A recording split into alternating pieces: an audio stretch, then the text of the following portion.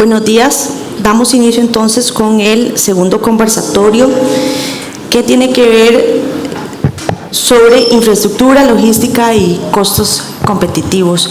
Vamos a empezar con Charmín. Desde tu experiencia en KPMG, ¿cuánto nos puede costar como país la falta de coordinación efectiva entre instituciones? Muchas gracias. Bueno, muchas gracias por la invitación al evento, a Olacid y a Sofres. En efecto, son costos que tal vez no medimos en las estadísticas o cuando hacemos un plan de factibilidad. No obstante, y como bien lo decían los colegas en los paneles pasados, es un costo que realmente pasa factura a las empresas. Los costos logísticos que van asociados a, por ejemplo, no poder despachar las mercancías de las maneras más ágiles como realmente ocupa el país. Somos un centro logístico, tenemos un montón de empresas de zona franca, dispositivos médicos que ocupan una infraestructura eficiente en el país que lamentablemente se está quedando rezagada. Lo decían muy bien los compañeros anteriores. Infraestructura es uno de los principales retos que actualmente tenemos en el país y por supuesto que queremos seguir creciendo, queremos seguir atrayendo inversión extranjera directa, queremos seguir fortaleciendo el régimen de zonas francas, pero ese crecimiento tiene que ir de la mano de tener la infraestructura adecuada para que las empresas que se radiquen en el país puedan ser eficientes, puedan exportar de manera eficiente y puedan importar las materias primas, los equipos que ocupan para la producción, para prestar sus servicios de alto valor agregado de manera eficiente. Y los costos de que no se comuniquen entre sí las distintas instituciones, donde tengamos cada vez más tramitología, tengamos cada vez más permisos técnicos que cumplir y que por supuesto son temas que tenemos que cumplir antes de hacer el despacho, definitivamente viene a entorpecer y uno de los principales principios que tenemos que cumplir en Costa Rica como miembros de la OMC es la facilitación del comercio y eso se ve muchas veces entorpecido por la falta de comunicación entre las distintas instituciones. Muchas gracias. Y don Gabriel, hablando de competitividad global, Costa Rica, desde el punto de vista global, para usted, ¿qué variables generan confianza operacional y cuáles inmediatamente encienden alertas? Bueno, primero que todo, buenos días y muchas gracias por la invitación. Realmente a nivel de competitividad, yo creo que todas las empresas, independientemente si son zona franca o alguna otra industria, definitivamente para todos es importante la continuidad de negocio.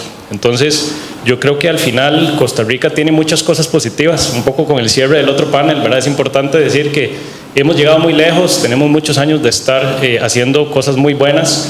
Tenemos una posición geográfica privilegiada, eso ya todos lo sabemos, tenemos dos costas, tenemos muchas conectividades. Y en los últimos años el uso del canal de Panamá, por ejemplo, se ha potenciado. Post pandemia, básicamente el volumen ha aumentado en un 70%, lo cual quiere decir que se ha vuelto una herramienta que es importante, indispensable para el país. Tenemos otros elementos importantes, tenemos muchos jugadores en el contexto logístico, tenemos mucha cobertura de aerolíneas y muchos otros factores que al final, si lo queremos ver, para mí es parte de la definición romántica de las cosas positivas que tenemos para atraer empresas y que hoy en día funcionan. Ahora, si hacemos tal vez doble clic en este elemento que puede generar alertas para las empresas, ya empezamos con temas de, bueno, tenemos dos costas, pero ¿qué tan eficientes son nuestros puertos? ¿Cuánto ha avanzado el puerto de Caldera? ¿Está funcionando el estacionamiento transitorio o realmente le genera dudas e inquietudes a los importadores que de repente lo que deciden es, mejor voy a mover por Moín? Pero eso lo que hace al final es, puede generar sobrecostos, suma quizás una semana, dependiendo de la ruta naviera que se utilice.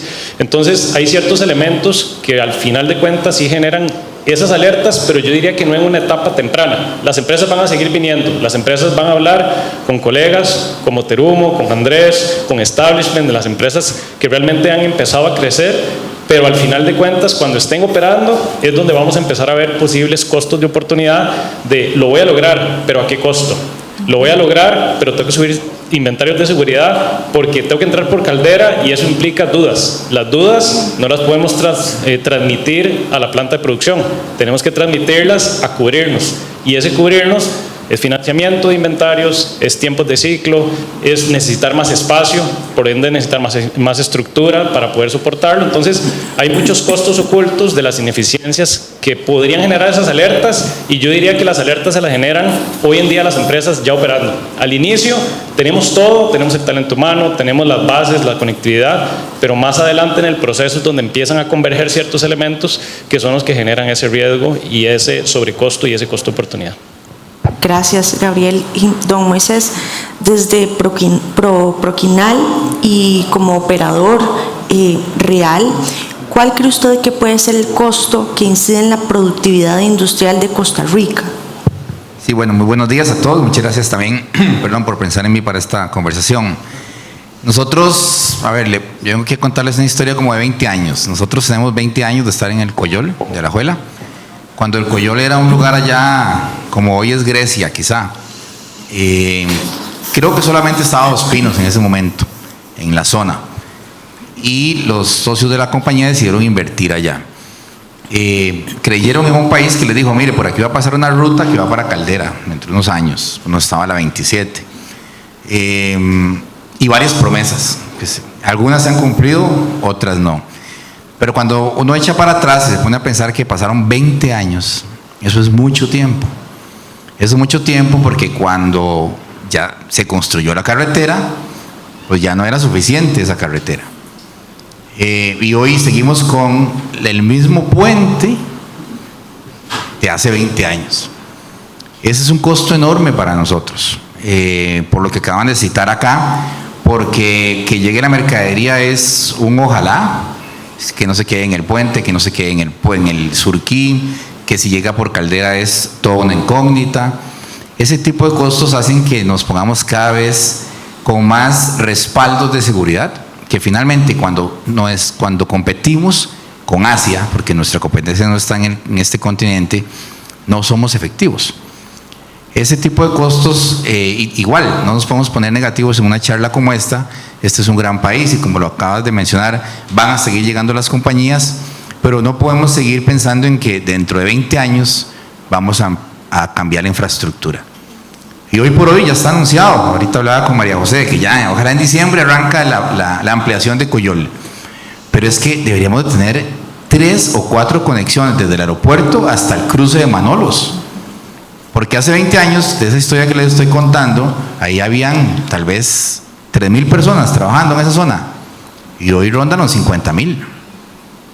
Entonces ya no va a ser suficiente eso que estamos construyendo. Igual, y perdón por las anécdotas, pero pues en aquella época yo vivía en Tibás y después de 10 años de trabajo, yo tengo 20 años de trabajar en la compañía, después de 10 años de estar en empresas, pues yo dije, no, tengo que acercarme. Entonces me acerqué donde es la familia de mi esposa, que es en Ciudad Colón. Y cuando hicieron el acceso a Coyol, yo dije, no puede ser que cometamos el mismo error de lo que está pasando en la 1.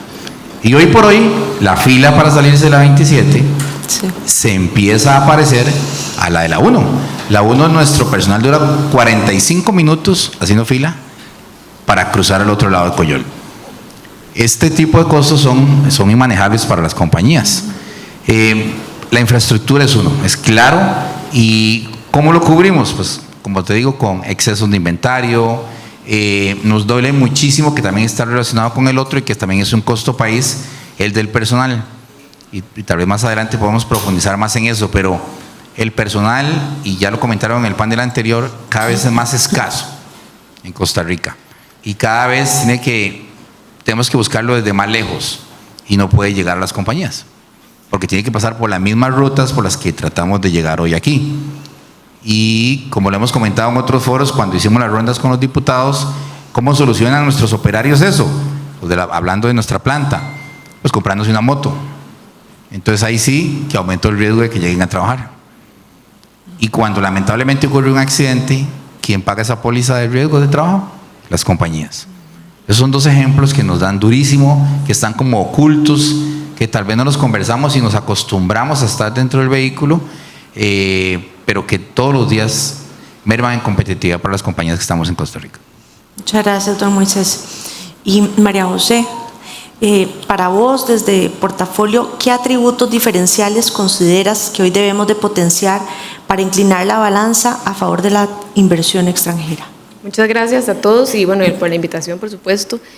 Yo tengo el privilegio y tal vez también reto y una obligación importante es que tal vez yo soy de las primeras caras que ve una empresa, un inversionista cuando viene a tomar una decisión de si invierte en el país, de si instala su planta de producción en el país. Y eso es un reto. ¿Y por qué es un reto? Porque muchas veces a mí me toca, lo hablaba ahora como decía con Irene, maquillar un poco cuáles son las oportunidades del país y pintarlas bonito, ¿verdad? Y darles vuelta y decir, y vender al final, ¿verdad? Vender un país, vender un proyecto. Y es un reto, pero también yo veo mucho, o sea, con mucho entusiasmo todo lo que hemos construido y lo hablaban en el panel anterior. Toda esta trayectoria de 40 años, me enfoco, perdón que no lo dije al principio, me enfoco en la atracción de inversión de empresas de ciencias de la vida. Entonces, de lo que hemos construido, ¿qué nos da ventaja hoy? Obviamente el talento sigue siendo importantísimo y hay que trabajar mucho en eso, lo hemos hablado en toda la jornada de hoy. El talento, la ubicación privilegiada que tiene el país, el régimen, por supuesto. Pero ¿qué ha pasado? Desde un punto de vista de desarrollador y diciéndolo con el casco de la construcción, ¿verdad? Las empresas vienen y ya confían en un país que sabe construir estas plantas, que a ojos cerrados podemos hacer los cuartos limpios que ellos necesitan y que manejamos la infraestructura, que tiene sus oportunidades, muchas, sí, pero sabemos construir las facilidades donde ellos van a operar y donde ellos van a producir sus productos. Y otro punto muy importante es que con toda esta experiencia que tenemos se han creado estos ecosistemas que hablaban también en el panel anterior. Y bueno, estas empresas no pueden estar solas, estas empresas tienen un ecosistema y tienen que estar rodeados de sus suplidores, de sus proveedores o de sus clientes. Entonces, por ejemplo, lo pongo como un ejemplo, como una anécdota muy reciente. Viene una empresa, pasamos un proceso de due diligence largo, extenso, como la mayoría de los casos, a veces meses, a veces hasta años, trabajando con ellos para convencerlos de que Costa Rica es donde tienen que estar y demostrarles que Costa Rica es donde tienen que estar. Y bueno, pasamos este due diligence, una empresa muy grande viene, se establece en el país y detrás de ellos viene una cola, ¿verdad? Entonces hay que aprovechar esas colas, pero también tenemos que seguir trabajando en que las empresas cuando se establezcan acá puedan crecer, que es lo más importante. No es solo venir a establecerse y empezar a operar, sino que garantizar que van a tener posibilidades para expandir, para traer otras líneas de producción y que a 5 o 10 años tengamos como desarrolladores la obligación de reservarles el espacio a la par porque nos interesa que crezcan, ¿verdad? Entonces, seguir trabajando en temas de talento, en temas de energía, súper importante, la calidad de la energía, se habló también en el panel anterior, pero creo que hemos trabajado fuerte como país por muchos años y los frutos de lo que hicimos siguen trayendo, siguen siendo esa plataforma que nos lleva a seguir atrayendo inversión y crecimiento en el país. Muchas gracias, María José. Y Charmín, pasando a la parte de complejidad regulatoria y muy de la mano con lo que hablamos en el conversatorio anterior, desde su experiencia, cuando una multinacional evalúa un destino, ¿cuánto impacta la competitividad en la complejidad administrativa? Sí, muchas gracias. Costa Rica definitivamente ha ido trabajando en ser cada vez más competitivo. Yo creo que tenemos claro, y lo decía doña Marixa bien, sabemos que tenemos que mejorar. El punto ese es cómo lo mejoramos, cómo conversamos sector privado con academia, con sector público, para que realmente esto avance. Y uno de los temas es, bueno, tenemos la ventanilla única de inversión, ya hace un par de años se creó para poder centralizar de alguna forma en alguna plataforma la instauración de empresas, que podamos hacer los permisos sanitarios en esa misma plataforma, el uso de suelo, el ingreso al régimen de zonas francas, por ejemplo, todo junto. Pero ¿qué pasa? Y es también lo que decía Shirley. Tenemos municipalidades con su autonomía, donde entonces no están todas las 81, 82 municipalidades integradas en la ventanilla única. Entonces ahí, dependiendo de dónde me voy a ubicar, ya no tenemos la centralización que buscaba la ventanilla única de inversión. ¿Por qué? Porque entonces ya no es un tema donde estamos como país organizados, donde estamos juntos, sino que cada municipalidad individualmente pues hace lo que quiere. Entonces, ¿cómo le digo yo como asesor de una empresa que se quiere venir a radicar a Costa Rica? Bueno, y radíquese en San José, en Heredia, en Alajuela, porque ellos sí están integrados, pero no puede ir a Tilarán porque entonces tenemos que ir personalmente a la municipalidad a hacer la patente, tenemos que ir personalmente al MINADE a hacer uso de suelo, cuando obviamente eso es súper ineficiente para las empresas. Entonces, creo que el país tiene claro que hay que mejorar, definitivamente existen centros donde conversamos sobre mejora regulatoria, ¿verdad? Pero definitivamente hay avances, pero tiene que seguir desarrollándose el país en ese sentido. Tenemos que bajar notas técnicas, por ejemplo, para las importaciones. Hay notas técnicas que no tienen sentido que estén asociadas a una partida arancelaria y lamentablemente si nos cae en esa partida arancelaria el producto, tenemos que ir a las distintas instituciones aunque no tenga un sentido. Bueno, también se está trabajando desde las diferentes cámaras para que podamos hacer una revisión de notas técnicas y definitivamente que se queden las que tengan que estar para que aseguren que va a ser un tema de salud, que no va a haber un tema de inseguridad, pero no poner requisitos por ponerlos, porque ahí es donde, ¿cómo le explico yo a una empresa con capital extranjero que estas cosas pasan? ¿Verdad? Ellos a veces me dicen, Chere, es que ocupo que esto salga rápido. Digo yo, es que tiene que ir a firma de tal y después a firma de tal. Estamos en cambio de gobierno, entonces hace un mes no se mueve nada. ¿Cómo le explicamos eso a una empresa que está acostumbrada a otros estándares de agilización? Entonces sí, tenemos que trabajar definitivamente en reducir requisitos, en reducir temas que no tienen sentido, mantener lo estrictamente necesario, y como bien lo digo, además es una obligación país, nosotros somos miembros del Acuerdo de Facilitación del Comercio y nadie está aquí indicando que tenemos que bajar controles aduaneros, pero definitivamente tenemos que facilitar el comercio si queremos que las empresas no solo vengan, sino que se queden y sigan reinvirtiendo en el país, que es al final lo que esperamos siempre de un régimen como es el régimen de zonas francas. Gracias.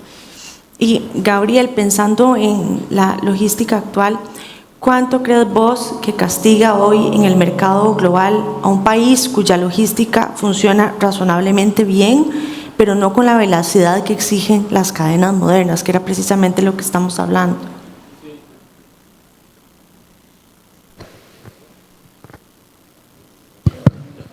Sí, gracias. Bueno, yo creo que muy en línea con lo que conversábamos, realmente el castigo viene en la operación.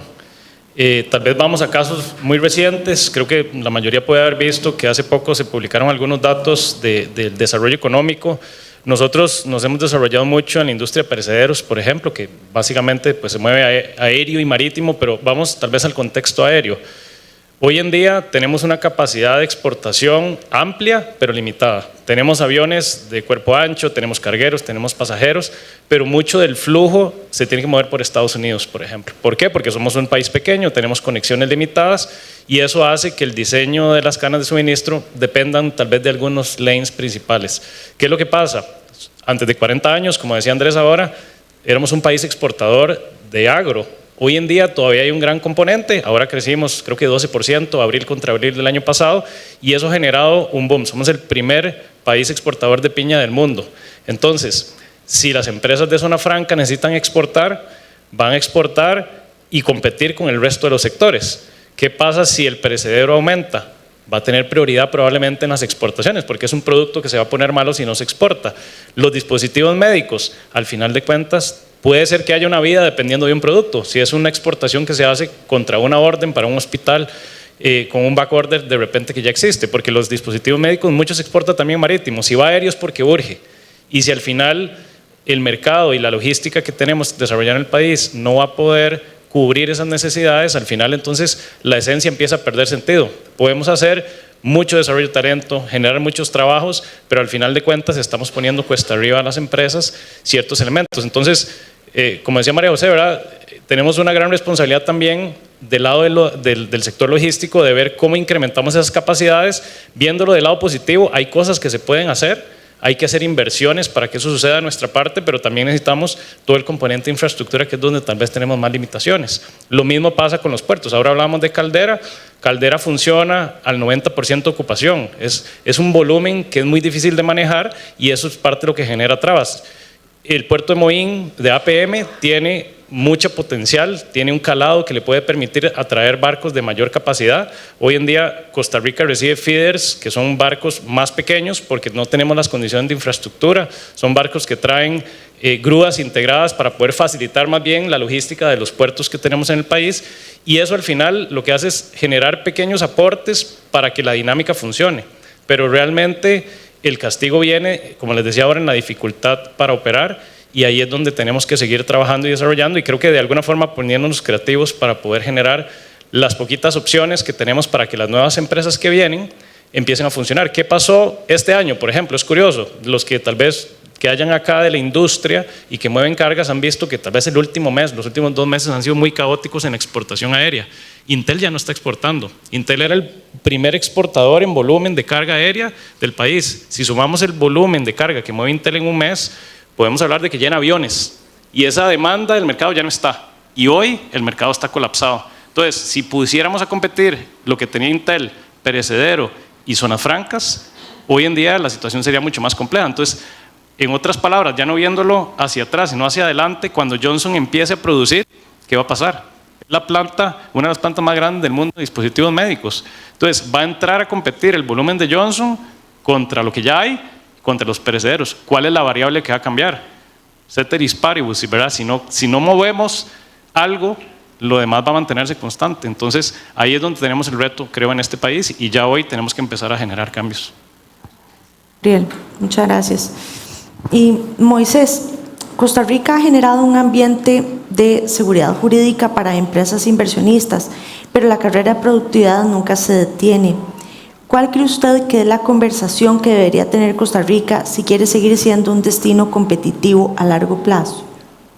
Sí, bueno, se me quedé pensando en lo que acabas de decir, y es como que uno sabe que viene un gran problema y se queda viéndolo.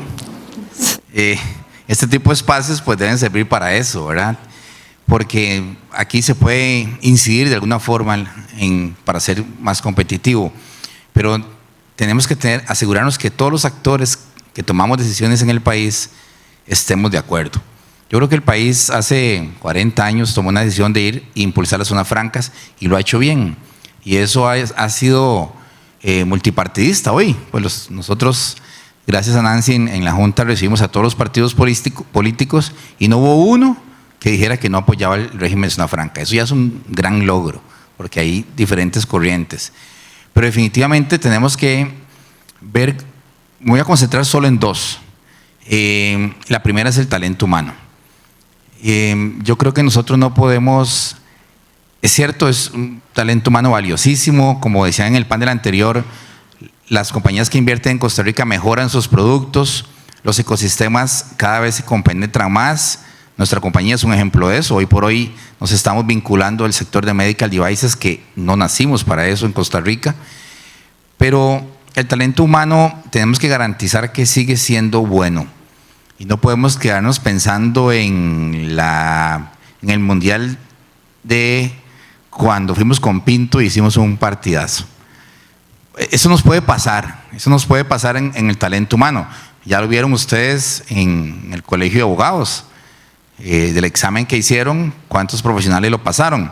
Ayer escuchaba al presidente del Colegio de Abogados más o menos diciendo que era bastante básico el examen. Entonces, y aquí estamos en un sitio de academia. Aquí hago un llamado que a lo mejor a muchos no les va a gustar. Y claro, soy el más panel del viejo, seguro, el más viejo del panel, por eso pienso así. Pero hay que volver un poquito a la presencialidad. Creo que la virtualidad no nos soluciona las cosas tan fácil como creemos. Creo que nos sentimos contentos y le damos check porque llevé la clase o porque hice el día de teletrabajo, pero no se compara la presencialidad. Y claro, eso pasa por los retos que ya mencionamos de infraestructura, pero dejo esa meditación en un sitio como una universidad, porque de verdad, la presencialidad hace la diferencia y no tiene que ser solo en la universidad, puede ser en las compañías, como llamaban la atención en el panel anterior. Entonces, definitivamente el talento humano es uno. Tenemos que garantizar que el talento humano que se está graduando y que tenemos en las compañías sea el que necesitamos. y no solamente en los puestos top, porque siempre pensamos en los ingenierías, gerentes, no, en todos los niveles. Una compañía no puede funcionar si se taquea un servicio sanitario. Y ese les aseguro que ni el gerente ni los ingenieros de planta lo van a llegar a resolver. Lo resuelven los señores de mantenimiento. Y ahí también tenemos que asegurar que sea el personal adecuado. Ese es el primer aspecto para tema de costos. Y el segundo es la tramitología. Es increíble, igual, insisto, en Coyol, nosotros vamos a hacer un nuevo edificio y ya la municipalidad está con ventanilla única. Y ahí viene que nos piden el permiso de uso de suelo. No puede ser. Después de 24 años de operar, ¿qué le va a pasar al suelo diferente si es una zona industrial, si es una ampliación dentro de un parque? Por favor, es que no puede haber un funcionario pidiendo eso. Es contra toda lógica. Y otra cosa que tenemos que hacer y tener mucho cuidado es que por ahí dicen que el camino al infierno está lleno de buenas intenciones. Ahorita estamos convirtiendo un nuevo Setena. No estoy criticando, pero los bomberos se está convirtiendo en un nuevo obstáculo para cualquier trámite que usted vaya a hacer. Y no por mala intención, por eso decía, está lleno de buenas intenciones, porque adoptamos la NFPA y ahora queremos ser más papistas que el Papa. Y entonces hay que tener mucho cuidado con esas adopciones de legislaciones, porque estamos en el mismo barco. No es que queremos que se quemen las cosas, pero tenemos que construir un régimen de confianza. Tenemos que partir de que una empresa que llegue al país debería hacer una declaración jurada en donde se compromete a hacer las cosas. Usted arranque y no tiene que María José esperar 1 año y medio para que le den los permisos. Y después que haya una auditoría y se pidan cuentas. Tenemos que empezar a pensar diferente y construir regímenes de confianza, porque el régimen de auditoría, de desconfianza que hemos construido, simplemente nos ha metido en una ineficiencia absoluta y cada vez somos más lentos. Con esos dos aspectos son los que yo creo que hay que trabajar. Gracias, Moisés. Yo creo que no me escucho. Aló, ya. María. Ahora sí. María José, desde su experiencia, ¿cuáles son los factores que más influyen en la decisión de una multinacional para reinvertir, expandirse y permanecer acá? Aquí. No.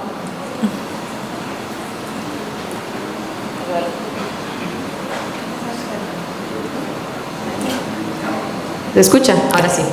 Bueno, creo que aquí venimos, es un espacio súper rico para compartir, porque todos desde diferentes áreas, desde nuestra propia trinchera, ¿verdad?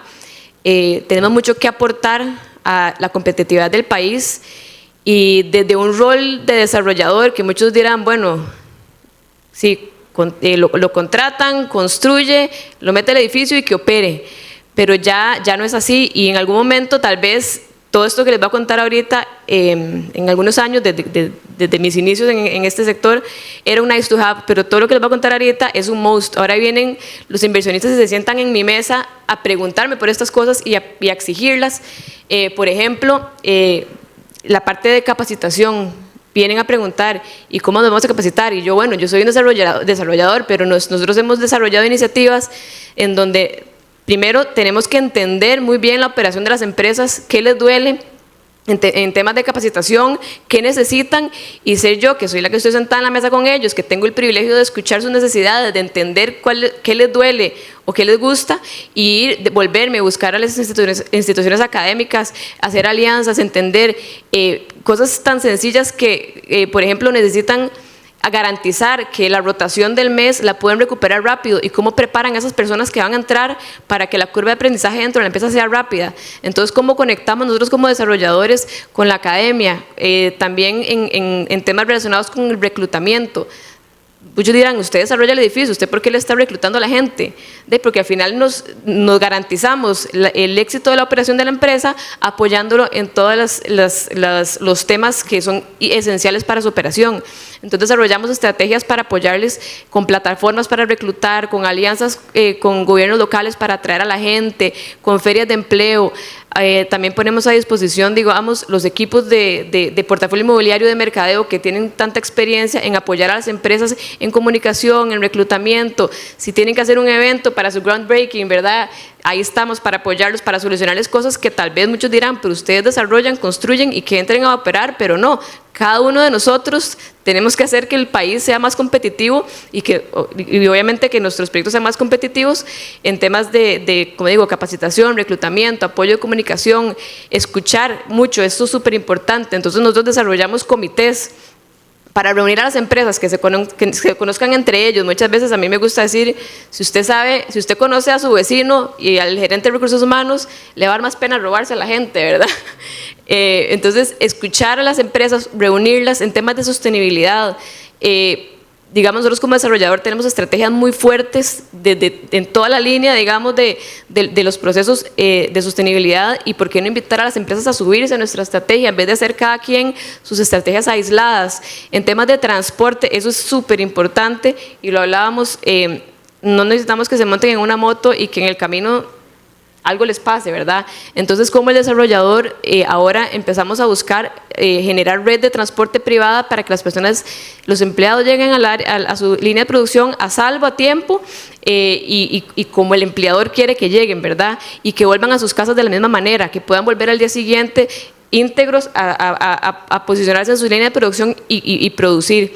Entonces, son varias cosas que tal vez como desarrollador la gente cree que uno no está pensando en eso y desarrollando esas iniciativas, pero que son un valor agregado que le ofrecemos a las empresas porque necesitamos garantizar el éxito de sus operaciones, porque necesitamos garantizar que tomen el espacio que tenemos reservado para ellos, necesitamos que traigan a sus suplidores, a sus contratistas de manufactura, y que además hablen bien del país y hablen bien del proyecto donde están operando. Entonces creo que están todos, desde donde se puede cada quien apoyar, pero desde nuestra área estamos muy enfocados en apoyar de esa manera. Sí, esto es todo un reto.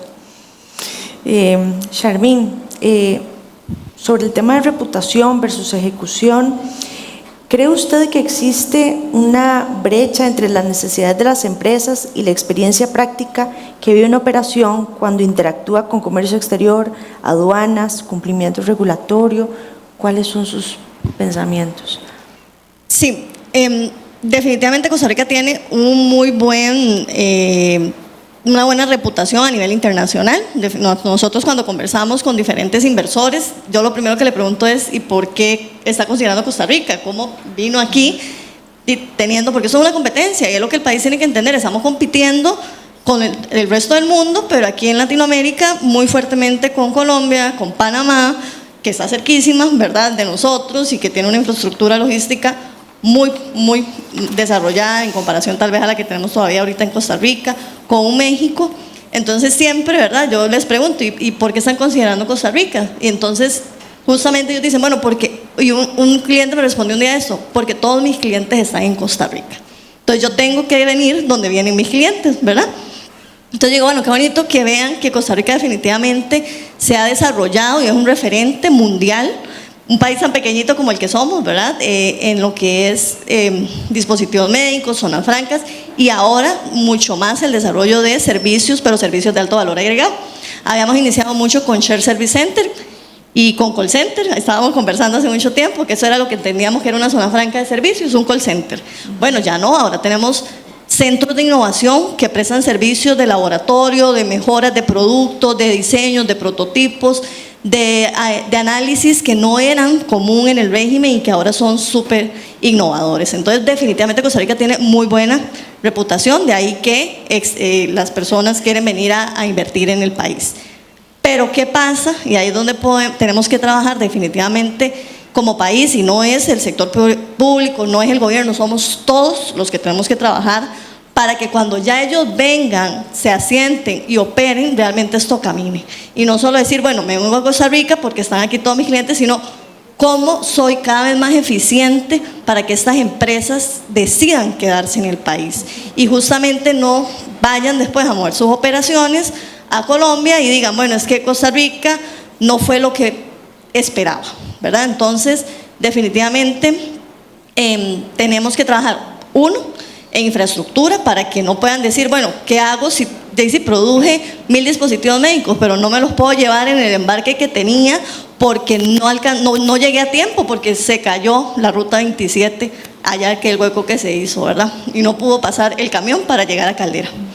¿Cómo le explicamos eso a un inversor extranjero?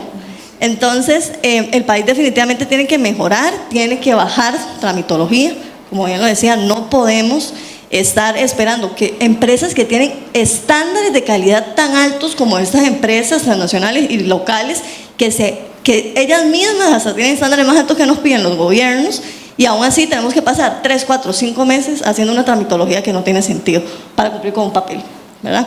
Entonces, creo que no es que tengamos actualmente una brecha tan grande entre la reputación de Costa Rica y la experiencia que tienen las empresas, pero si no lo trabajamos desde ya, porque es que no hay que esperar, no es dentro de 3 años, no es el próximo gobierno, es ya.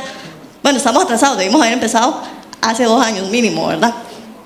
Y lo tenemos muy claro con la licitación de Caldera, ¿verdad? Ocupamos un puerto moderno hoy.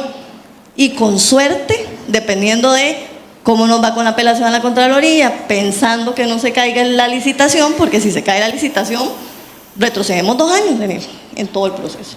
Entonces, ocupamos trabajar desde ya en todo lo que es competitividad, infraestructura, energía, empleo, que la academia empiece a pensar cuáles son estos puestos de trabajo, cuáles son estos procesos que las empresas están viniendo a hacer a Costa Rica y formar a las personas en eso.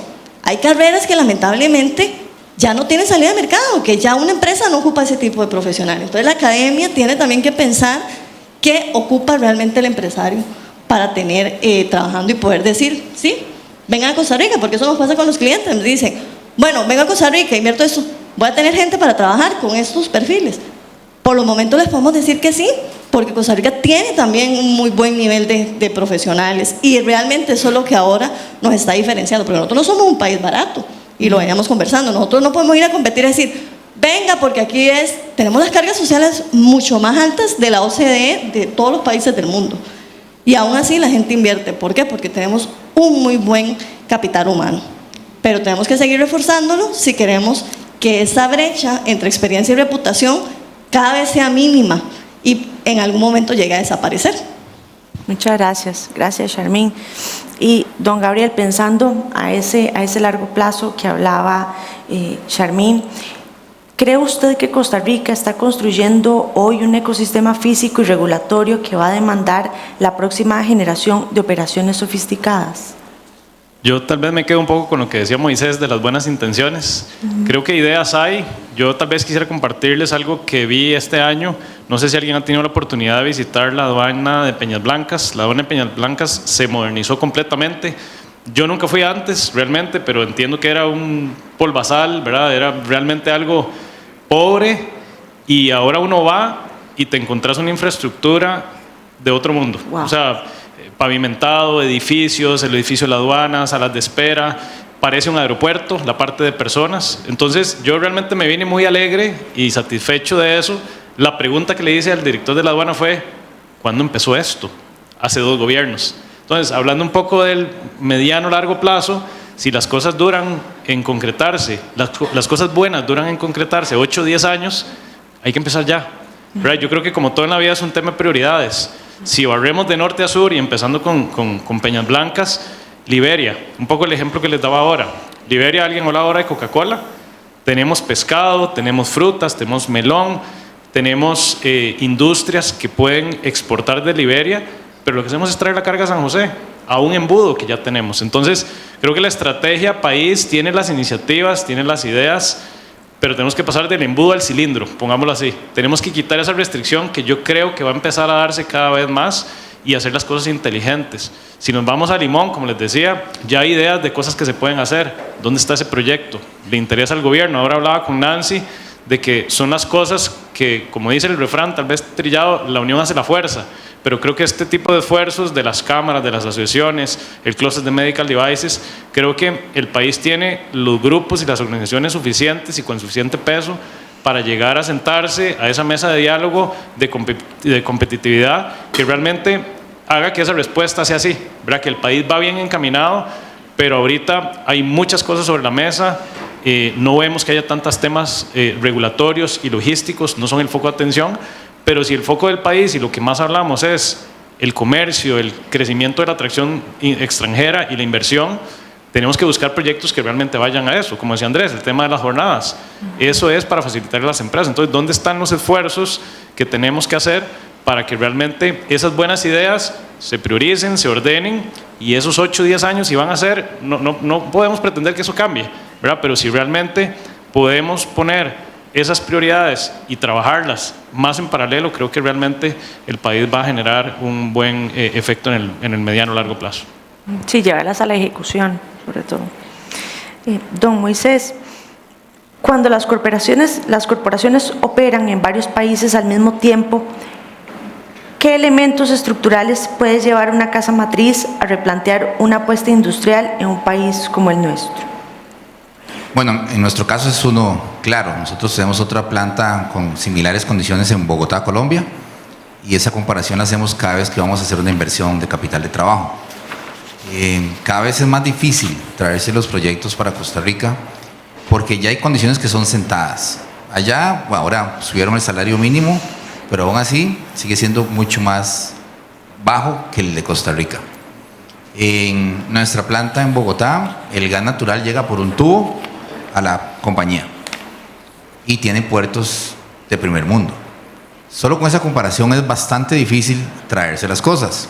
Entonces, cuando analizamos temas de inversión, pues claro, yo saco todo el discurso pro Costa Rica y empiezo a hablar de que las zonas francas y que somos un país de paz, que somos un país con seguridad, me tocó quitarlo del discurso, que somos un país con talento humano muy preparado. Me dicen, sí, pero le rota del orden del 25-22%. Y ahí hago un paréntesis muy pequeño también para la academia. Yo creo que las personas, dentro de su formación académica, hay que también contarles que no es malo permanecer en una compañía mucho tiempo. Y claro, deben estar pensando, claro, ese viejillo dice eso porque tiene 20 años de trabajar en Proquinal. Pero de verdad es maravilloso. Sí, es muy aburrido, por supuesto, tienen que irse a los 3 meses. Pero es maravilloso profundizar en una compañía. Y para los que están estudiando ingenierías o lo que fuera, el valor que les da la profundización del tiempo en una compañía, eso no se lo va a enseñar nadie. Y la carrera que puedan hacer en una compañía, se la hacen desde el día 1. Yo creo que eso no se habla en las universidades hoy. Y más bien se habla de cuáles son las carreras mejor pagadas y cuáles son las carreras que se la puede tirar más rico, ¿sí? En español. Ojo con eso. Hay que empezar a hablarle también a los estudiantes de cómo hacerse la vida, cómo trascender en la vida estando en un trabajo. En nuestra planta en Bogotá, ya me desvié, pero ya vuelvo. En nuestra planta en Bogotá hay personas que se han pensionado de 40 años trabajar en la compañía y salen felices. Me recuerdo de hace 2 meses la persona dijo, mire, mi don era servir y aquí he servido durante 40 años. Me voy feliz. Y ahora les enseñamos como que si usted dura más de 2 años, ya usted se estancó, ve a ver qué hace. También la academia creo que tiene una responsabilidad importante. Pero, y también para concluir, nosotros tenemos que volver a esas cosas que nos hacen diferente. Ese talento que estamos hablando, yo creo que es lo que más les va a costar copiarnos. Y es lo que sí, por eso siguen llegando a las compañías. Pero si por ese talento tengo que pagar muy caro la infraestructura, muy caro los trámites para arrancar una operación y después para mantenerla, no tengo la continuidad de negocio necesaria, que no nos pase lo de Punta Arenas. Esta semana, por razones de trabajo, tuve que andar por el Pacífico y la persona con quien andaba me dijo, pasemos a almorzar a Punta Arenas para conocer. Y yo, pero ¿estás seguro? Punta Arenas. Y yo viendo a ver cuál restaurante todavía está abierto, ¿sí? Por dicha, el que llegué todavía estaba abierto. Y esa persona que no es de Costa Rica me decía, oiga, ¿y aquí qué pasó? Porque tienen lo más difícil que nadie lo puede hacer: la playa, la arena y una punta de arena que debería ser hermoso eso. pero se encuentra uno todos los lotes baldíos sucios, los locales cerrados, y no hay ganas ahí de sacar las cosas adelante. Yo creo que eso no nos puede pasar como país. Yo creo que tenemos que todos saber que estamos remando en el mismo lado, porque ¿contra quién estamos compitiendo? No es Zona Franca contra el régimen definitivo, no es empleado público contra empleado privado. El empleado público debería estar atento a ver qué más vamos a construir y no pedir miles de suelo, que él lo emite además. El empleado público debería estar viendo a ver cómo forra de paneles todo este país y no perseguir a los que ponen paneles solares. El Estado tiene que facilitar, porque la competencia sí es Asia, que pone los productos a la mitad del precio de los que los fabricamos. Eso sí no lo podemos cambiar, porque no tenemos industria petroquímica en el país. Seguiremos siendo importadores. Y ante esa situación nos toca ser muy, muy eficientes como equipo, como país, no como partes aisladas. Y cuando trabajemos como país, juntos, remando por el mismo lado, pues vamos a saber que el país que le vamos a heredar a nuestros hijos va a seguir siendo competitivo. Si no, pues va a ser un país que ya sigue viviendo de los sueños de una vez que tuvimos muy buenos. Muchas gracias, Moisés. Y María José, ¿qué decisiones crees vos que deberíamos tomar hoy para corregir las falencias que estén saliendo a flote? Bueno, creo que lo interesante y lo, digamos, bueno es que durante toda esta mañana todos hemos estado de acuerdo y todos hemos enfatizado como lo mismo, y tal vez para no repetir y seguir con lo mismo, yo creo que es súper importante que sepamos que, bueno, sí, el talento nos ha diferenciado muchísimo, pero ahí, como dijo alguien en el panel anterior, hay una oferta, hay una demanda, ¿verdad? Y la demanda está creciendo mucho, están viniendo empresas muy grandes, en mi experiencia, en los últimos años, de verdad han venido empresas grandes, que antes estuvimos tal vez en una racha de que recibíamos empresas suplidoras de las que ya estaban y demás, pero han venido peces grandes, ¿verdad? Detrás de esos peces grandes vienen un montón de otras empresas que son sus suplidores, como dije en la respuesta anterior, y necesitamos sostenerlas y necesitamos que esa oferta de talento, esa oferta energética también, que es súper importante y es un reto importante que tenemos, crezca, ¿verdad? Y que podamos abastecer las necesidades de las empresas que vienen detrás de los peces grandes que han estado viniendo. Entonces es, como lo hemos dicho todos durante el mañana, unirnos y cada quien desde su área poder empujar. Yo tengo el privilegio, como les dije, de escuchar de primera mano las necesidades, pero también me toca transmitirlas, ¿verdad? Y acercarme a este tipo de foros y demás, a compartir qué es lo que están necesitando, qué es lo que me están diciendo en la mesa que les duele, que necesitan, y buscar como país cómo transmitirlo y buscar como país cómo mejorar cada vez y lograr ser más competitivos. Como dijimos, 40 años construyendo algo que ha sido increíble, pero también los demás países tienen 40 años de estarnos viendo a ver cómo lo hacemos, y ni tantos que fueran, ¿verdad? No hay que inventar el agua tibia, pero también, ¿por qué no salir a ver qué hacen otros, qué hacen bien, y poder tropicalizarlo y buscar con nuestras herramientas cómo potencializarlo y agregarle más valor a la oferta país que tenemos? Muchas gracias, María José, y muchas gracias a todos los expositores. Damos por concluido el conversatorio número 2. Muchas gracias. Gracias por habernos acompañado en el Summit de Zonas Francas y Economía de Costa Rica, edición 2026.